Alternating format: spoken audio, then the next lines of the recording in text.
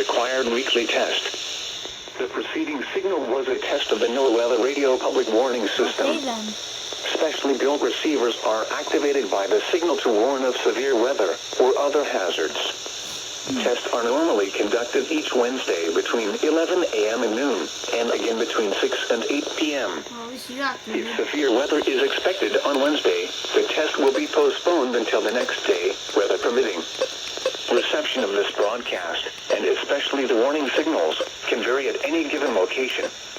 This variability, normally more noticeable at greater distances from the transmitter, can result even though you are using a good quality receiver in perfect working order.